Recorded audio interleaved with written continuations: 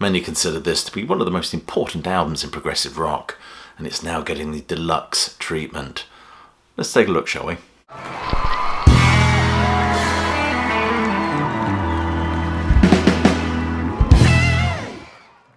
Welcome classic rock fans to an unboxing, and today we're looking at Aphrodite's Child, 666, The Apocalypse of John. Wonderful, wonderful concept album. This is going to be released on the 8th of November. There is of course a purchasing link just below this video. This is an intriguing concept album by an intriguing band formed by Vangelis in 1967, believe it or not. This is an ambitious double album, a concept album, of course, by Vangelis, with the outside assistance of lyricist, and forgive me if I say his name wrong, Kostas Ferris. What is interesting about the music on this is it's far more psychedelic and progressive than the band's previous output, which put Vangelis at odds with the other band members who wanted to pursue a more pop direction. This has been described in the liner notes as an essential milestone in the journey that was progressive rock.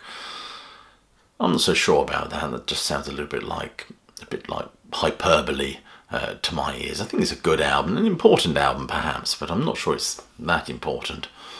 If you feel I've got that wrong, of course, please leave a comment below. And what is interesting about this, it brings together a new stereo remaster of the original 1972 album, and it also features the 1974 version of this album. I've tried to listen to that one, but it's all Greek to me. Interestingly, in 1969, Ferris had actually produced a script for an album called Aquarius, which he wanted a band to produce a score for. He'd actually approached Pink Floyd, who had turned him down. Even Vangelis had turned him down as well. But nevertheless, Vangelis was interested in working on a concept album of some sort of grand, one might say biblical theme.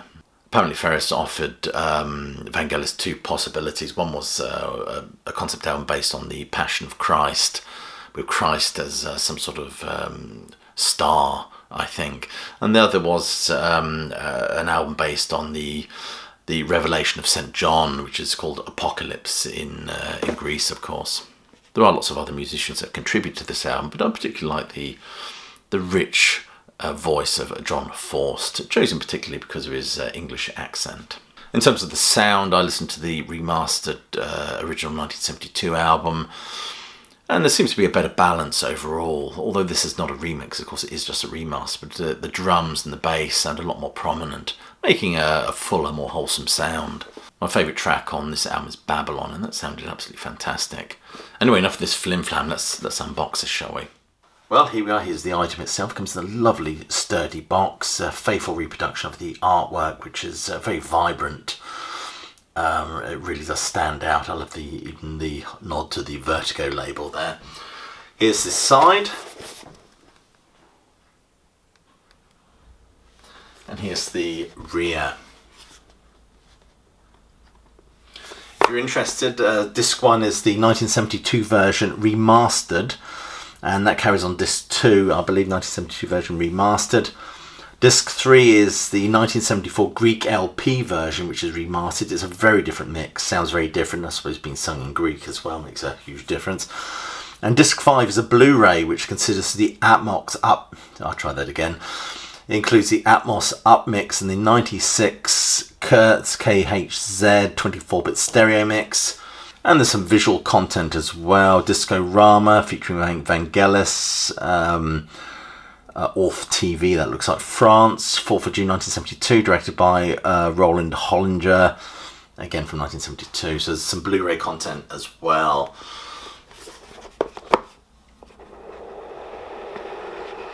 Lovely sturdy tomb-like box, I like that. I actually prefer that to those clamshell boxes, which tend to get a bit frayed, I think. Here is the wonderful first disc. I was going to say wonderful booklet. That's the booklet you get. I mean, look at that, and what a weighty tome. We'll go through that in a minute.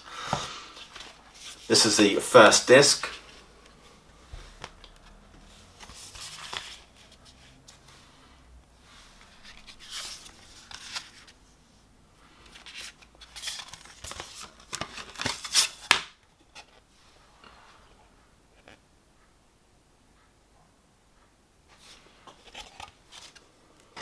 That's the second disc. Pretty much like the first. And I won't show you the disc because it's exactly the same. This is the Greek version, I believe.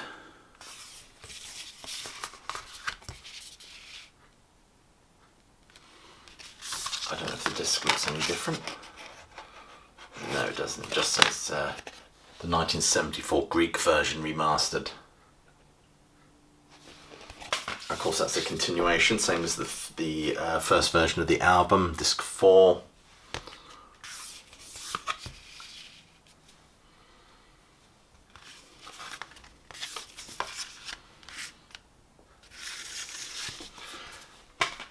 And here is the Blu-ray content, which has got all your Atmos mixes and surround mixes, as well as some visual content as well. So that's the front. It just reproduces the artwork. See, there is some visual content. An actual disc.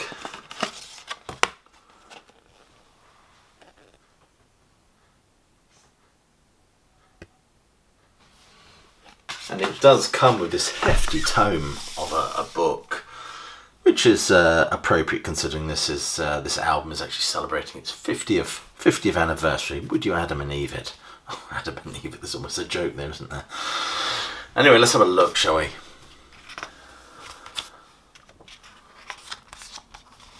I think we can safely say that the theme is definitely red here. Really nice booklet though, look at that, fabulous. Anyone who has intelligence may interpret the number of the beast. It's a man's number, the number is 666. Or 667, the neighbour of the beast. Dennis Russo there looking a lot slimmer than I remember him, to be honest with you.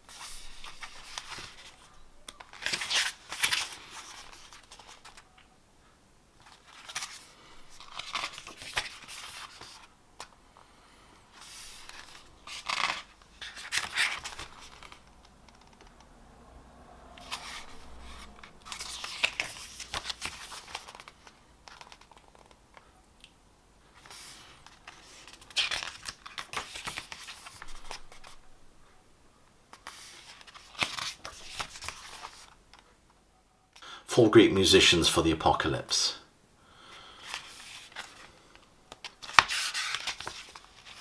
Seems I did speak too soon.